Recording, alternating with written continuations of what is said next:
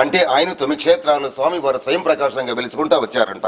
అహోబిళము, షోళింగరు, పెంచిలకోన, నరసింహకొండ, యాదగిరిగుట్ట, మంగళగిరి, వేదాద్రి, మాలకొండ నరసింహస్వామి, కదిరి, సింహాచలము 9 క్షేత్రాలు వెలిసి ఉన్నారు కాబట్టి నవనారసింహ స్వామిని అంటారు. అంటే స్వామి వారు వెలిసింది కృతయుగము. 14,33,000 సంవత్సరములు స్వామి వారు వెలిసింది జీవిత చరిత్ర అనమాట. అది తర్వాత కలియుగానికి ప్రారంభమైంది. ఆ కలియుగంలోనే ఒక భృగు మహర్షి అనేది ఒక అంతుడు ఉంటాడు. ఆయన 3,800 సంవత్సరములు ఏకకాలంతో తపస్సు చేశాడు. ఆ మహావిష్ణు గురించి తపస్సు చేశాడు. ఆయన ప్రత్యక్షం అయినాడు. ఏమినైనా నీ వరం ఏమి, నీ కోరిక ఏం కావాలి అన్నాడు. స్వామి నాకేమొద్దు స్వామి, ఒక కన్ను ఇమ్మని చెప్పాడు. ఆ కన్నుతో ముక్కోటి దేవతలంతా వశీకరణం చేసుకున్నాడు.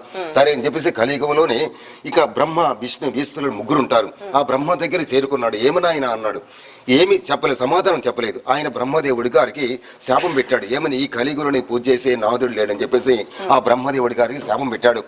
హరహర మహాదేవ శివ శంభో శంకర పోయినాడు. అక్కడ ఆయన కూడా ఏమి సమాధానం చెప్పలేదు.